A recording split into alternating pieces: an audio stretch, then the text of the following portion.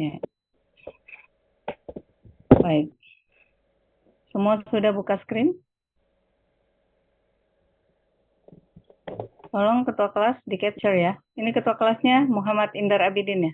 Abidin. Oke, ya. Yang nggak buka dianggap nggak hadir ya. Tolong di capture.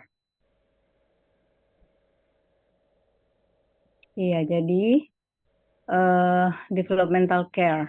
Apa yang dimaksud dengan developmental care akan kita pelajari di slide-slide berikutnya ya. Nah,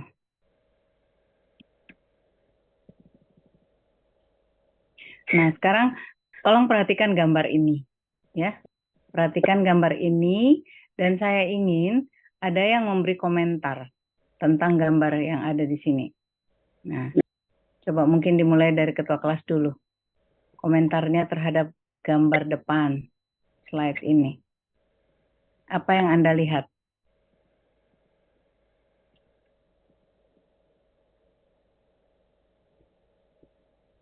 Dok, seorang bayi dok sedang memakai bantuan pernapasan dok.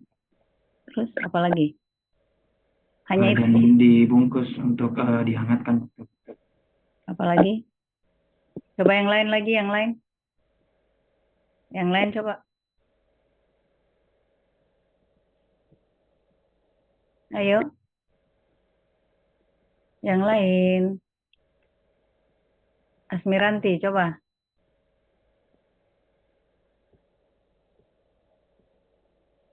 Sampai dok, di gambar yang tampak itu seorang bayi yang dibungkus dengan selimut dan memakai alat bantu pernapasan dok. Oh, itu udah disebut tadi sama ketua kelas. Coba yang lain lagi. Masa hanya itu yang dilihat? Ada yang lain? Fahrul Bisri. Jangan disebut lagi yang sudah disebut. Tapi dok, kalau dari gambar bayi yang sedang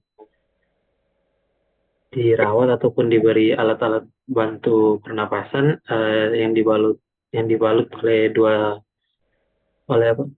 dua selimut dok. Selimut yang pertama di area badan bayi, yang kedua itu melapisi di bagian sebagai pelindung di luar dok. Tapi dok. Baik, oke, nanti sebentar kita lihat ya apa maksud dari gambar ini. Jadi perkembangan bayi itu merupakan refleksi yang dinamis, yang antara genetik dan lingkungan, ya.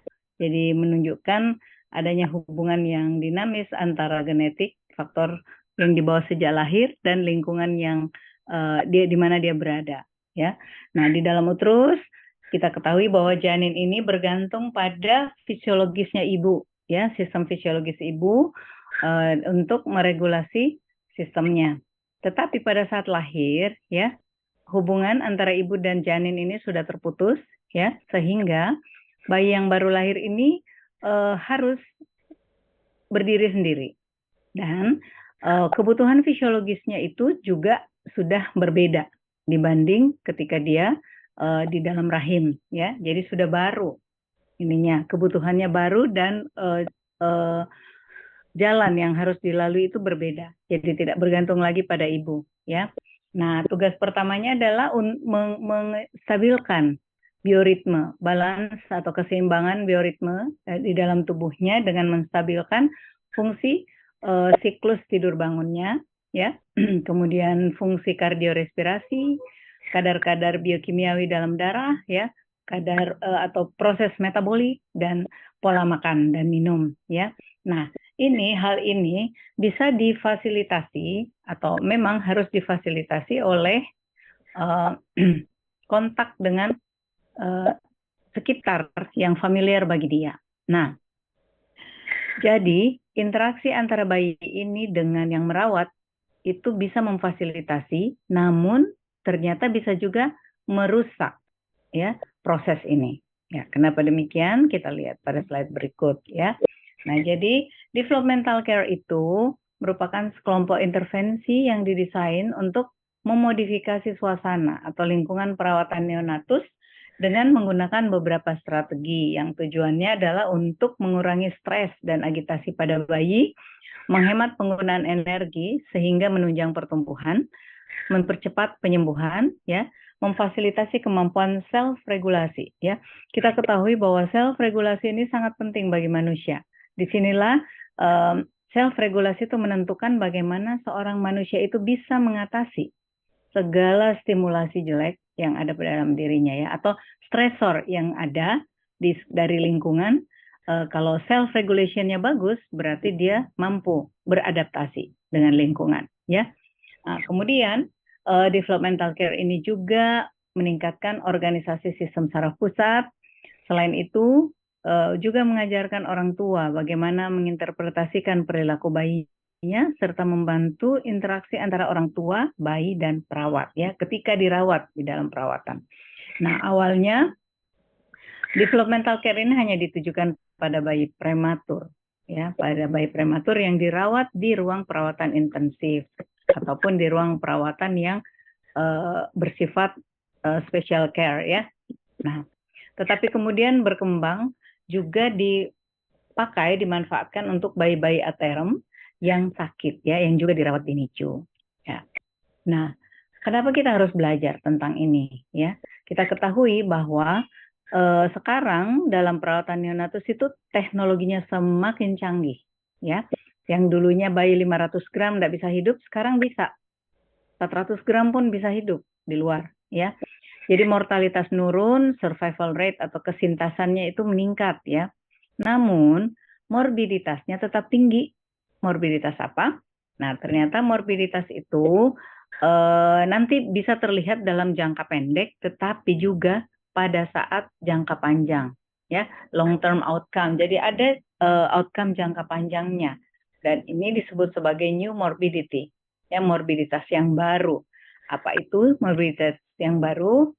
Nah, antara lain adalah adanya retardasi mental, tuli, kebutaan, CP, epilepsi. Itu ternyata pada bayi berat lahir yang sangat rendah itu terjadi pada sebesar 25%, ya. Kemudian ada disfungsi neurodevelopmental yang lain seperti kesukaran belajar, IQ yang rendah, ya, penyakit ADHD, gangguan integrasi dan seterusnya, gangguan temperamen malah, ya, dan emosi serta keterlambatan bicara itu juga terjadi pada 50-70% bayi berat lahir sangat rendah. Dalam hal ini tentu terutama bayi yang prematur, ya.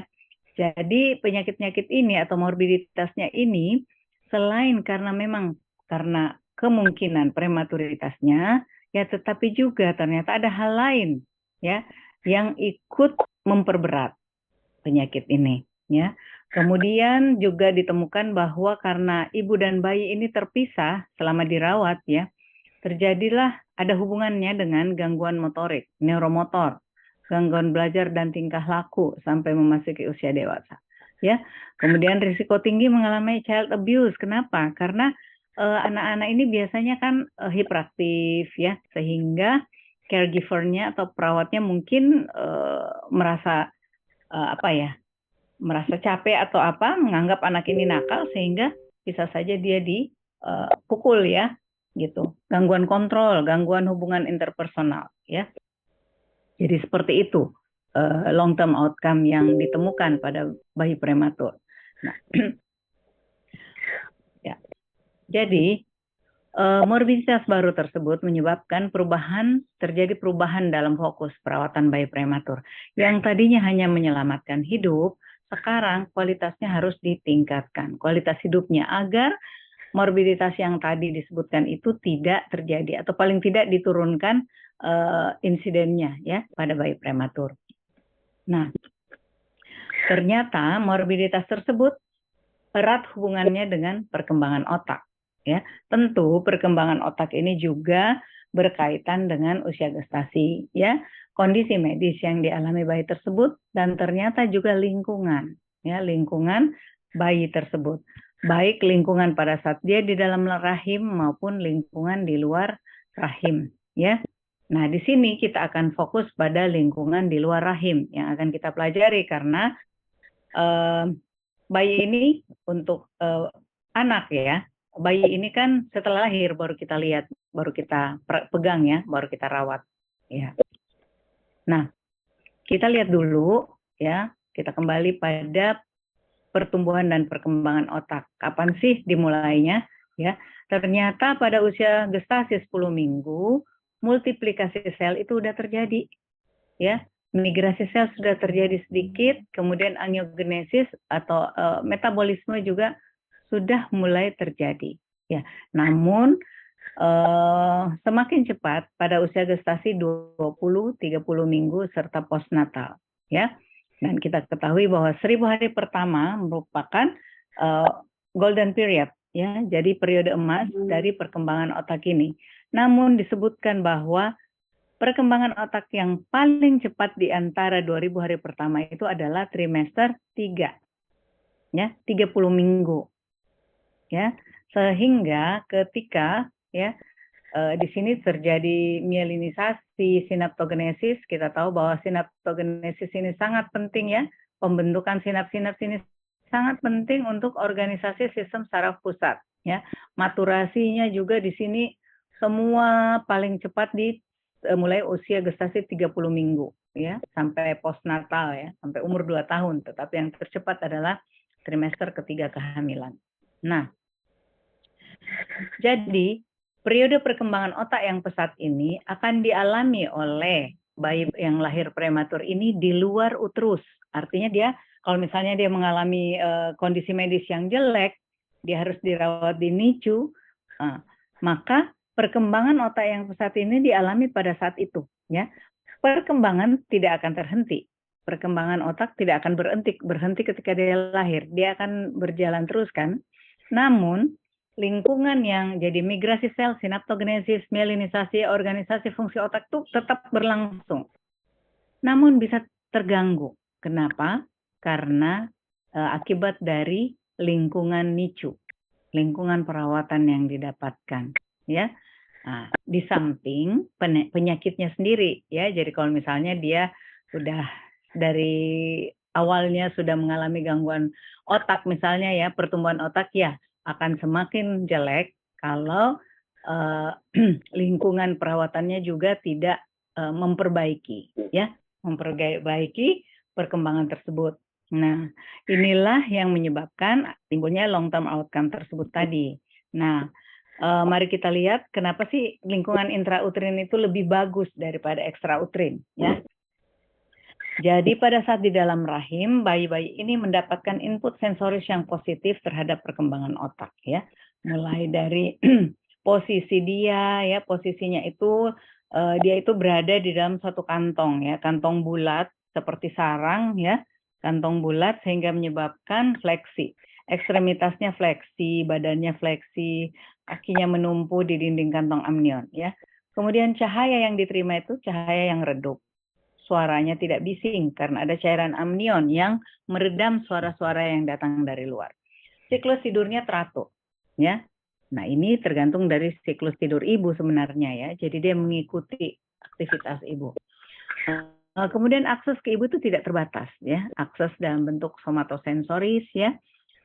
Auditori, misalnya pendengaran, dia bisa mendengarkan detak jantung ibu, suara peristaltik usus ya. Suara aliran darah ya, serta kemosensorinya juga. Akses itu semua berperan dalam pada saat dia di dalam rahim ya. Nah, sedangkan ketika dia sudah lahir ya, lahir prematur ya, pada umumnya bayi-bayi prematur ini membutuhkan bantuan medis ya, karena kondisi medisnya pada umumnya tidak bagus, tidak baik ya, sehingga membutuhkan misalnya ventilator, harus diintubasi, harus diinfus ya, untuk harus dipasang nasogastrik tube ya. Nah, prosedur ini menimbulkan nyeri dan stres pada bayi ya. Bising ya karena suara alat-alat ya. Alarm yang ada pada alat-alat tersebut, inkubatornya sendiri itu punya nilai kebisingan tertentu. Belum lagi cahaya terang yang terus-menerus ya kalau tidak diatur ya. Tidurnya menjadi tidak adekuat karena sering diinterupsi. Kenapa diinterupsi? Mungkin pengambilan sampel darah, penggantian popok, atau pengukuran suhu, dan sebagainya ya. Dan terpisah dari ibu ya. Yang tadinya harusnya kan dia masih harus bersama ibu ya, di dalam rahim ibu. Nah, ini semua merupakan input sensoris yang negatif terhadap perkembangan otak ya. Nah, kita lihat, kita bandingkan ya, lihat perbandingan antara input sensoris lingkungan intra dan ekstrauterin. Jadi ada 5 sistem di sini ya. Sistem taktil, vestibular, auditori, visual, dan thermal ya. Kita dibandingkan, nanti ini dibaca secara detailnya, dibaca sendiri ya. Yang kita bisa lihat sistem taktilnya. Jadi ada input proprioseptif yang konstan dan lembut, aman dan nyaman ya, karena adanya cairan amnion yang lembut ya. Kemudian adanya circumferential boundaries. Boundary itu lingkaran ya. Jadi womb atau rahimnya, rahim ibu ya, berbentuk lingkaran. Nah, sedangkan di ekstrauterin dia dihadapkan pada situasi yang udara yang kering atau dingin, ya, nyeri, prosedur-prosedur yang nyeri dan invasif ya, dan seterusnya. Begitu juga dengan yang lain ya, itu sangat berbeda antara kehidupan intrauterin dan ekstrauterin ya.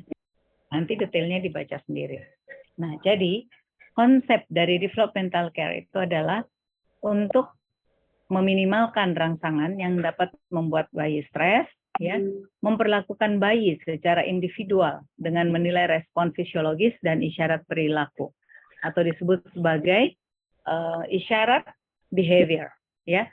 Nah, namun isyarat perilaku ini tentu tergantung usia gestasi. Kalau makin rendah usia gestasinya, ya, atau kondisi medis ya, kalau makin rendah usia gestasi tentu isyarat yang diberikan ini makin sulit kita identifikasi ya. Nah, kondisi medis juga mempengaruhi ya. Misalnya dia sedang shock berat, tentu dia tidak bisa memperlihatkan perilaku yang kita ingin nilai ya.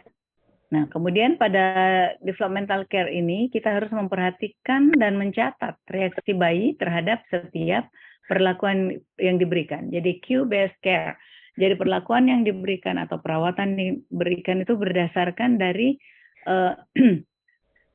reaksinya, ya, atau perilaku yang dia berikan, dan kemudian lakukan pendekatan yang sesuai.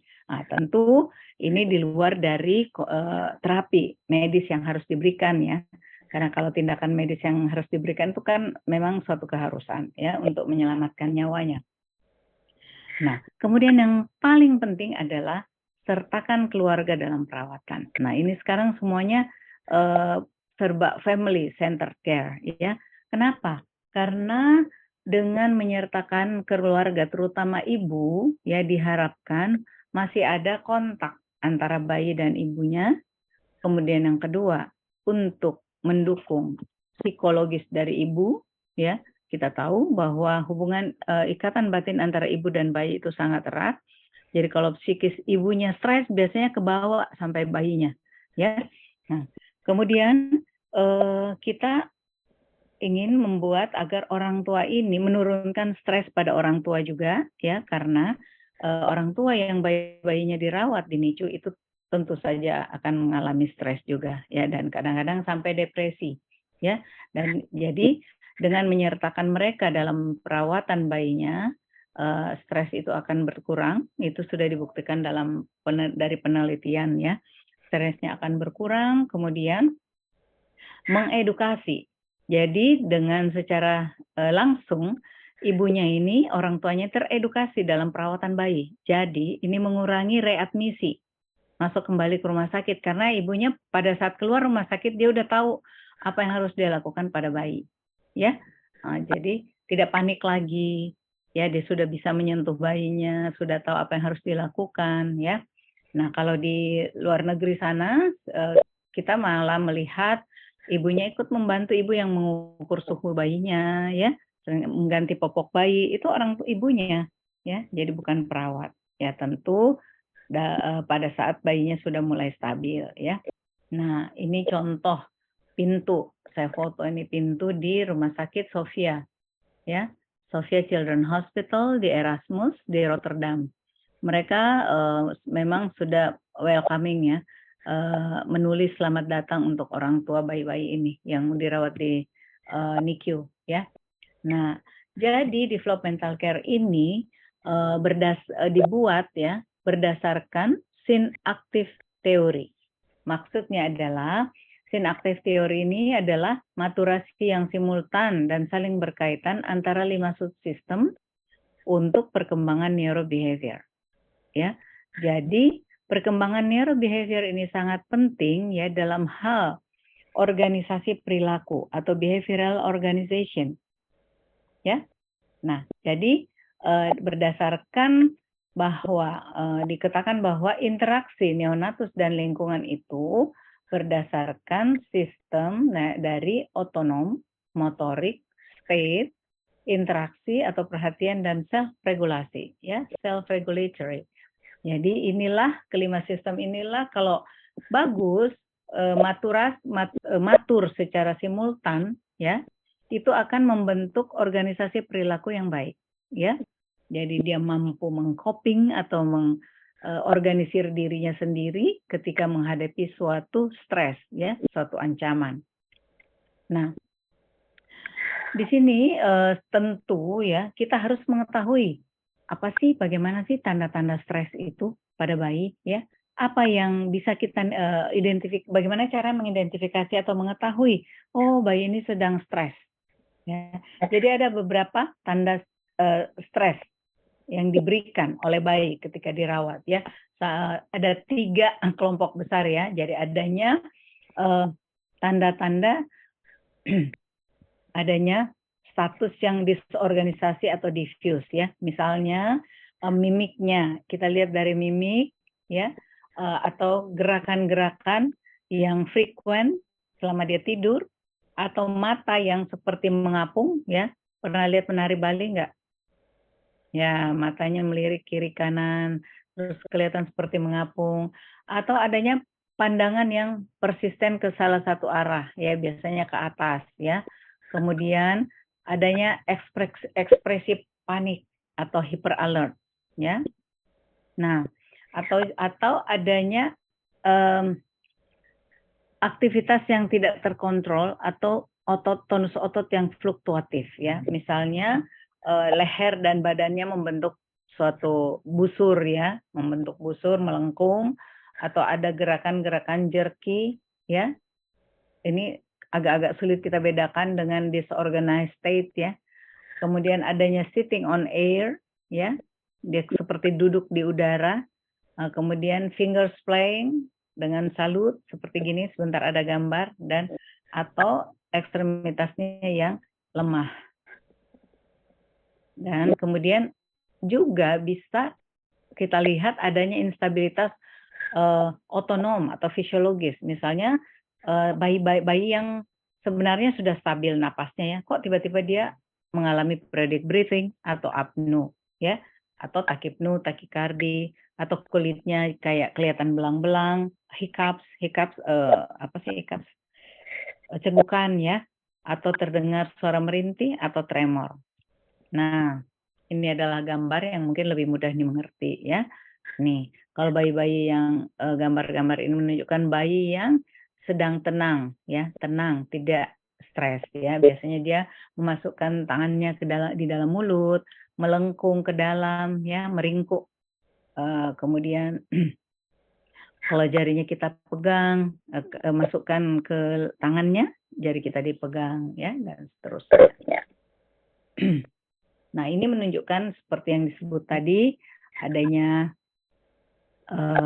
tanda-tanda motorik ya, yang diberikan bayi ya, splash finger ini salut, kemudian membentuk badannya membentuk suatu melengkung keluar ya, dan kaku, atau dia meronta-ronta ya, dan bahkan ini sitting on air ini lebih parah lagi, meronta-rontanya ya, sampai kakinya juga naik di udara. Nah, atau mengantuk ya, ada menguap, turns away, dia tidak mau mengadakan kontak mata dengan kita, atau wajah hyper alert.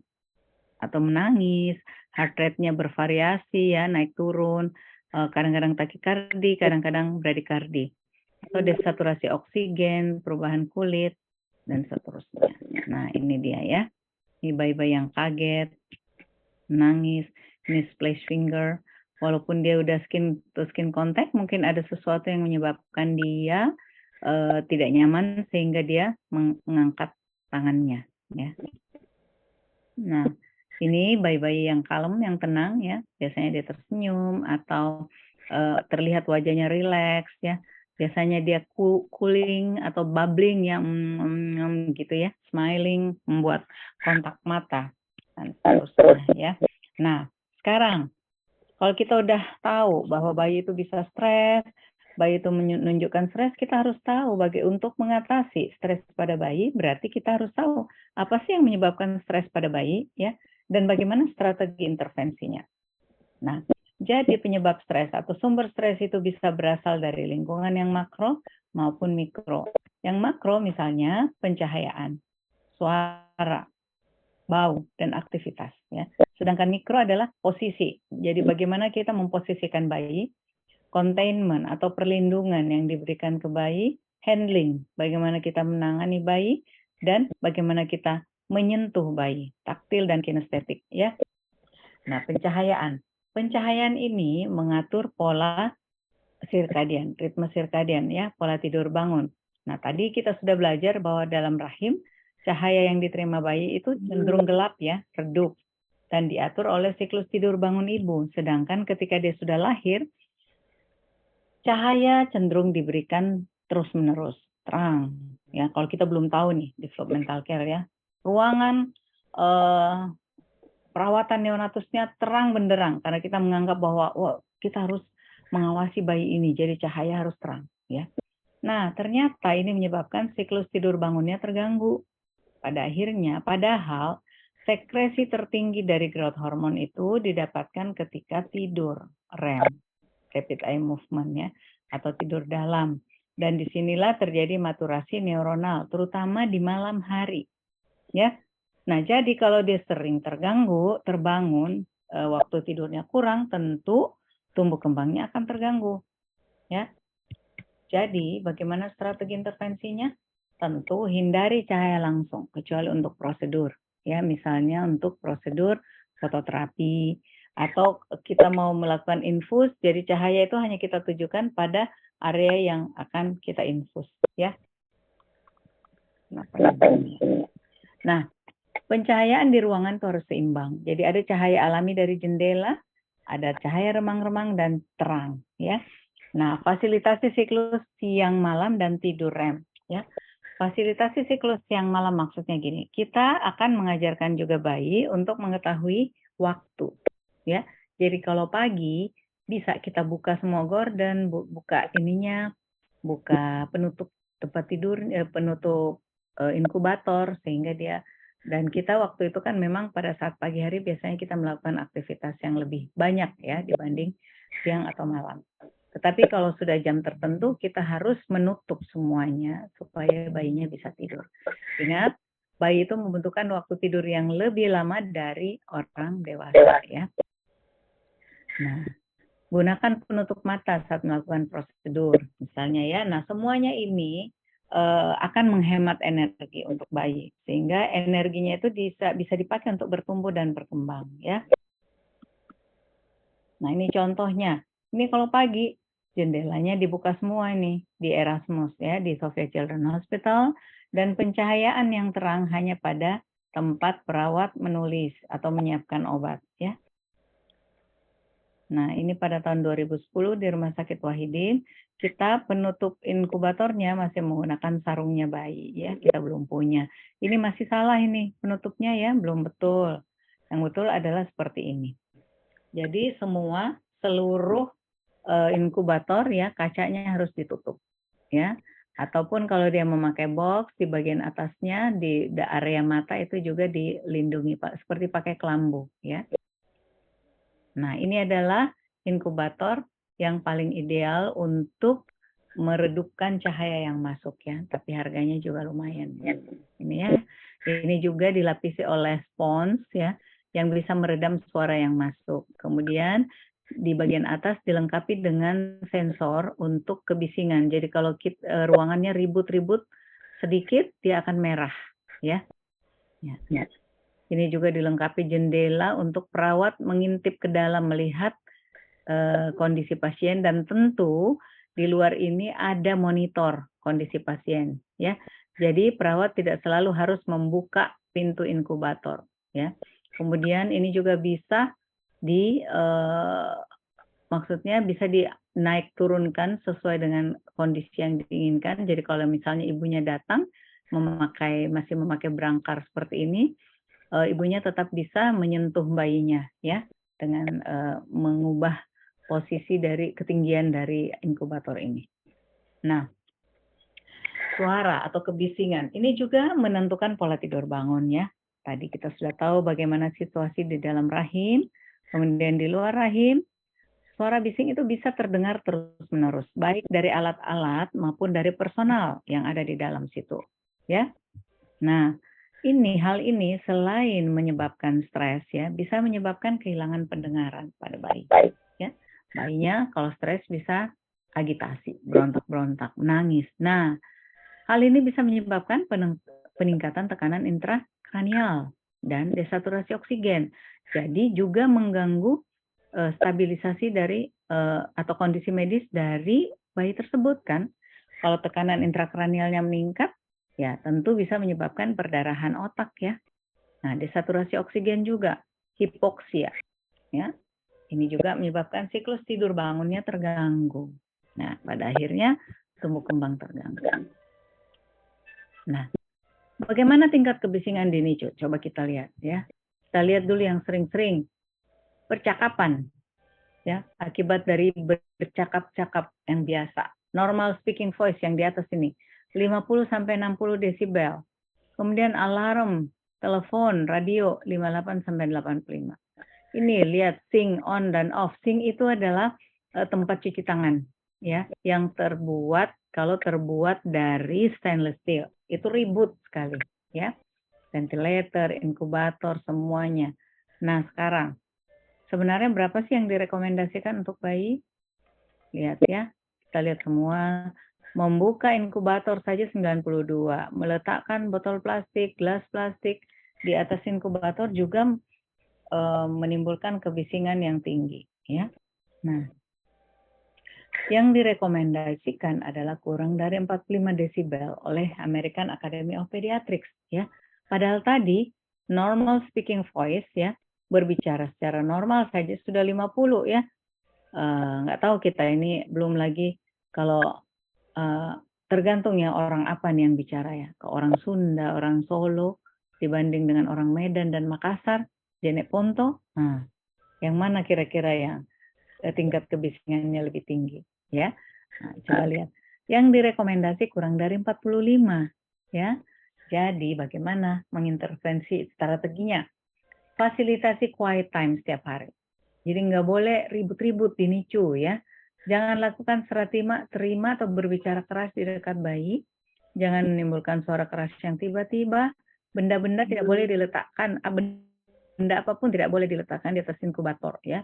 Nah, kemudian cara menutup pintu dan jendela inkubator itu ada caranya supaya dia pelan dan tidak menghempas, ya.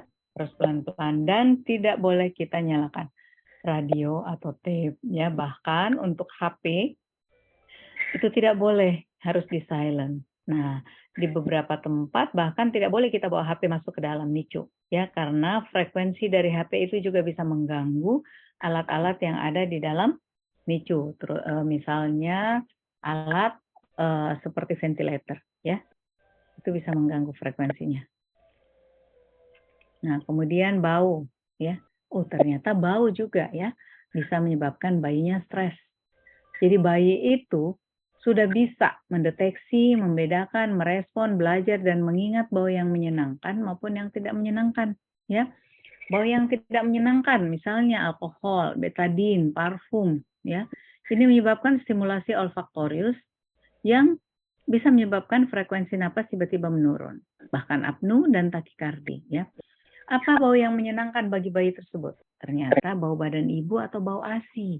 Ya, itulah bau yang menyenangkan. Jadi kita boleh misalnya ya, ibunya sudah punya ASI, ada pad yang dijual ya, pad itu ditetesi ASI ibu dan diletakkan di dalam inkubator. Itu ada cara yang seperti itu, ya. Nah, bau badan ibu. Kenapa family center care atau ibu dilibatkan dalam perawatan? Salah satunya adalah ini, ya, agar bayinya tetap mencium bau yang familiar dengan dia, bau ibunya, ya. Nah, kenapa ada misalnya seringkali mungkin kalian juga punya pengalaman atau melihat bayi-bayi kalau misalnya digendong sama orang lain dia nangis. Ketika diambil sama ibunya dia diam, ya. Karena dia sudah familiar dengan bau ibunya itu dan bau ibunya itulah yang paling menyenangkan bagi dia. Jadi strategi intervensi gimana? Ya tentu hindari bau yang tidak menyenangkan. Kita tidak perlu pakai body lotion atau hand lotion yang wangi sekali ya ketika kita merawat bayi. Tidak ya.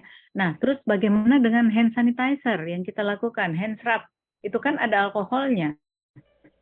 Nah jadi ketika kita selesai cuci tangan ya 7 langkah, kita biarkan dulu kering, baru kita masukkan tangan kita ke dalam inkubator ya, jadi baunya sudah berkurang. Nah posisi, kita pindah ke lingkungan mikro. Posisi, bagaimana kita memposisikan bayi agar dia merasa nyaman atau stresnya menurun. Nah jadi bayi-bayi prematur itu sistem neuromuskulernya masih imatur ya, tonus ototnya lemah dan sangat terpengaruh oleh gravitasi ya. Nah, kalau kita salah posisikan dia bisa menyebabkan positioning disorder atau deformitas ya. Misalnya dia kita berikan dia frog leg position. Jadi kakinya seperti kaki kodok bentuknya seperti gambar ini ya.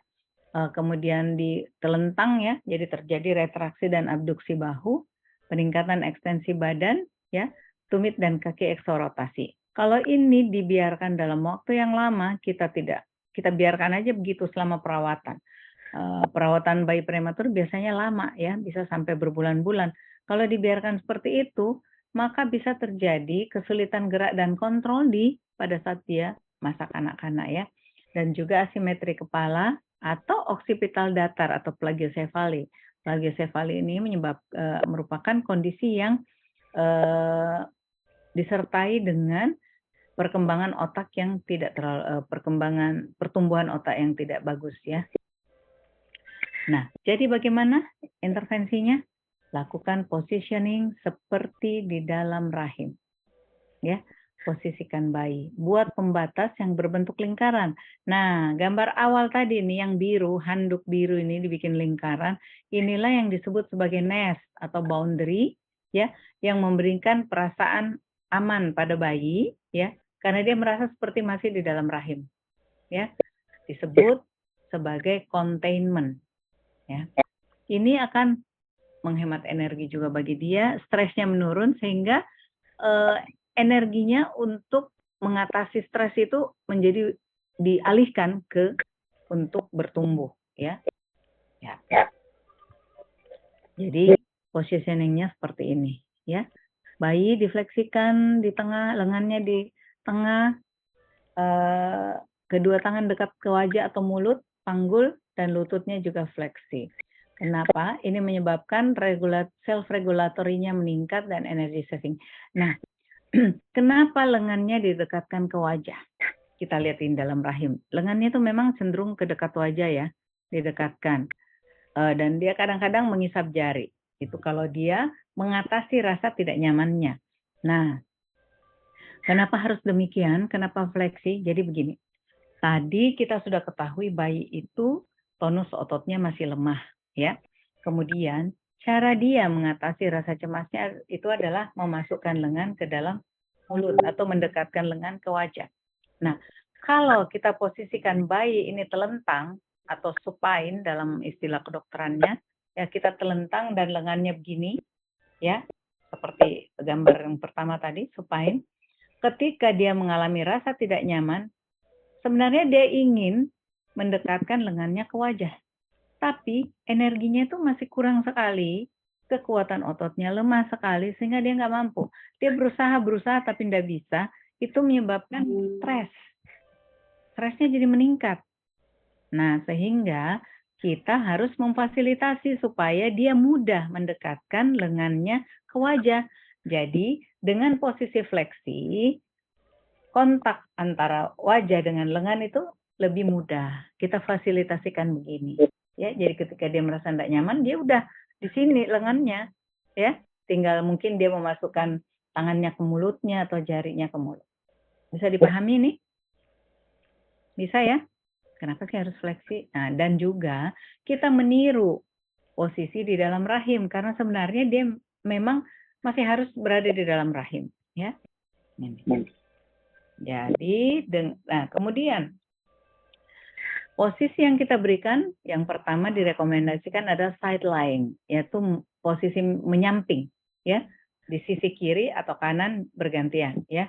Nah, kenapa? Karena posisi ini memungkinkan badan dan tungkainya untuk fleksi dan kontak tangan mulut, ya. Ini menyebabkan peningkatan self comfort dan self regulasi dan menurunkan risiko peningkatan tekanan intrakranial. Jadi seperti ini ya. Dia diposisikan miring seperti ini dan lengannya didekatkan ke wajah, ya. Nah, seperti ini. Coba lihat. Nah, posisi kedua yang direkomendasikan adalah prone atau tengkurap, ya. Ini juga oksigenasinya juga lebih bagus, ya. Menunjang tidur dalam, ya. Dan juga memungkinkan badan dan tungkai untuk fleksi dan kontak tangan mulut. Ya, sama seperti side lying. Cuman kenapa dia menjadi rekomendasi kedua? Karena beberapa kejadian SIDS, sudden infant death syndrome dengan posisi ini, ya. Jadi memang harus betul-betul diawasi. Apalagi kalau misalnya bayinya sudah bisa menggerakkan kepalanya, ya. Biasanya dia menggerakkan kepala ke tengah, lalu dia nggak bisa kembali lagi, jadi akhirnya terbekap, ya. Yang ketiga adalah supine, tapi ini tidak direkomendasikan. Kurang dianjurkan kecuali keadaan tertentu, ya. Kenapa? Karena itu tadi, lebih sering kaget, ya, tidurnya lebih sering terganggu, apalagi kalau misalnya kepalanya menghadap ke satu sisi, bisa terjadi obstruksi venous return ke otak, ya. Perubahan aliran darah otak dan akan menstimulasi terjadinya perdarahan intraventrikuler, ya, di dalam otak. Nah, juga akan menyebabkan gangguan posisi tadi, ya, karena supine lama menyebabkan badannya melengkung keluar, ya, sehingga menyebabkan gangguan gangguan deformitas disorder tadi, dan tidak mendukung posisi fleksi. Bagaimana kita mau memfleksikan kalau dia telentang, ya, susah, ya. Nah, namun dalam keadaan tertentu seringkali kita harus meletakkan bayi dalam posisi supine. Misalnya bayi-bayi yang ada gastrosisis atau omphalokel, ya. Karena untuk gravitasi dia harus diletakkan dalam posisi telentang supaya ususnya masuk kembali ke dalam abdomen, ya. Ataupun perdarahan intraventrikuler yang hebat, ya. Jadi kita posisikan telentang. Nah, namun kalau kita terpaksa melakukan posisi ini, ya, memberikan posisi ini, cegah fleksi leher dan hiperekstensi, ya, karena dapat menyebabkan obstruksi jalan napas dan mengganggu kontrol menelan. Dan pertahankan posisi kepala tetap di garis tengah.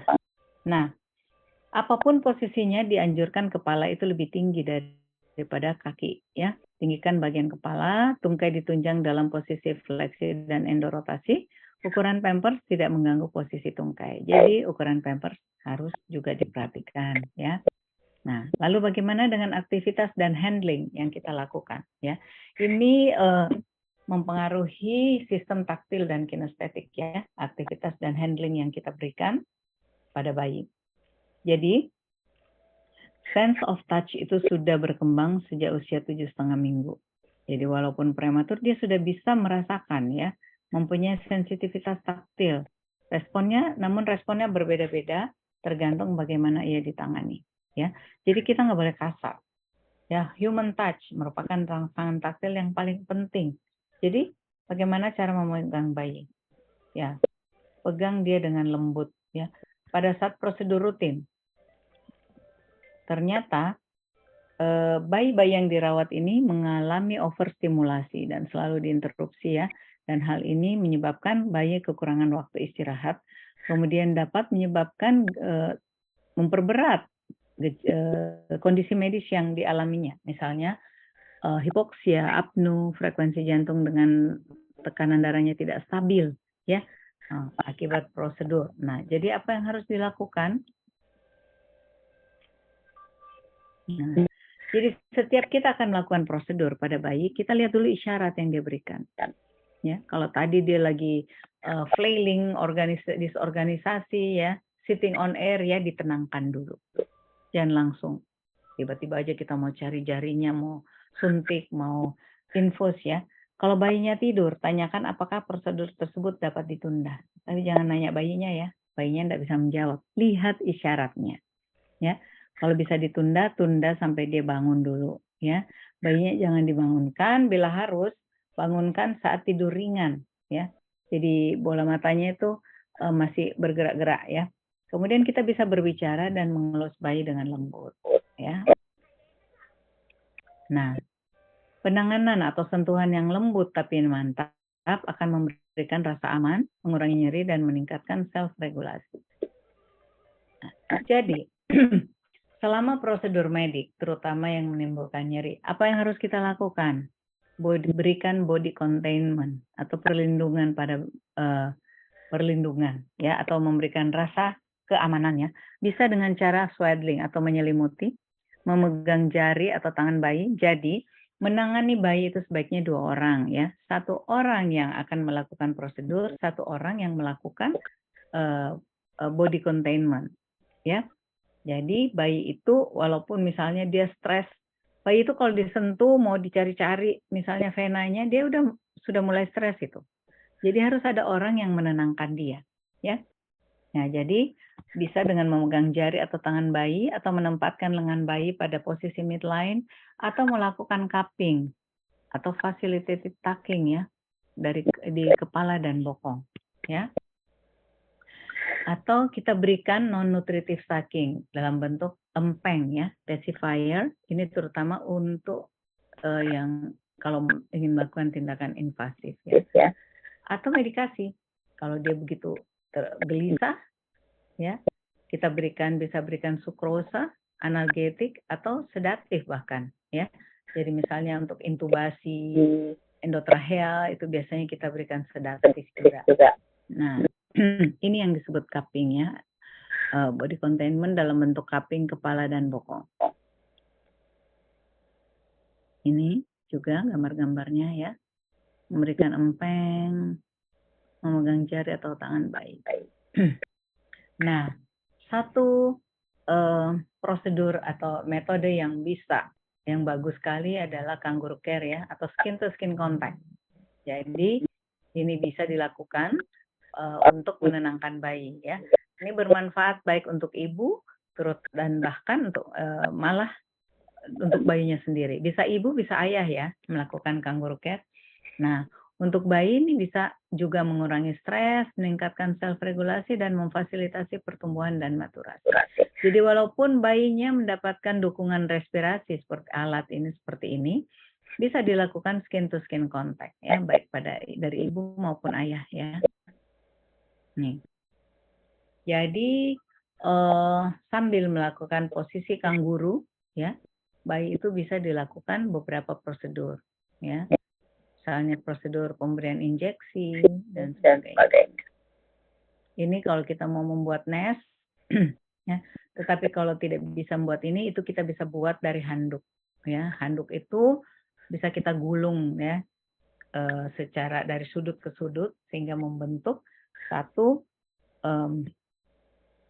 dan kita bentuk menjadi satu lingkaran. Nah, jadi ada satu program ya berdasarkan developmental care disebut sebagai NIDCAP. NIDCAP itu Neonatal Individual Developmental Care Assessment Program. Nah, di sini outcome-nya sudah pernah dilaporkan ya. Ternyata NIDCAP ini meningkatkan pertumbuhan dan pertambahan berat badan, bisa menurunkan jumlah hari pemakaian ventilator, ya, menurunkan insiden penyakit paru kronik, memperpendek lama rawat inap, meningkatkan kemampuan motorik, dan meningkatkan fungsi neuropsikologis di usia dewasa. Ya, jadi mengurangi morbiditas jangka panjang yang tadi. Nah, namun sekarang ini ada beberapa lagi yang yang juga sama dengan developmental care ini, tetapi dengan nama-nama program yang berbeda ya, seperti WeCare, Family Integrated Care, bahkan ada yang jadi di situ yang diutamakan adalah keterlibatan keluarga dalam merawat bayinya ya, Family Integrated Care, FIC ya. Nah, cuman saya hanya memberikan satu contoh saja ini yang dikembangkan oleh Hadley Alls di Harvard ya. Ini dia yang pertama mengembangkan developmental care sampai sekarang ya. Jadi kalau mau belajar developmental care bisa ke Harvard. Namun di beberapa negara Eropa itu sudah dilakukan juga, misalnya di Belanda, di tempat saya belajar dulu, kemudian di Jepang juga bahkan, dan di Belgia ya, itu semua pengajarnya adalah yang pernah belajar juga di Harvard ya. Jadi tujuan dari perawatan bayi prematur itu bukan hanya sekedar menyelamatkan nyawa, tetapi juga meningkatkan outcome jangka panjang ya. Dan prinsipnya adalah meminimalkan gangguan dan rangsangan yang penuh stres, memperlakukan bayi secara individual dan mengikut sertakan keluarga dalam perawatan bayinya ya. Nah, dengan kata lain, developmental care itu sama dengan brain care. Kita merawat otaknya bayi ya. Ya, jadi ini adalah simbol dari bayi prematur.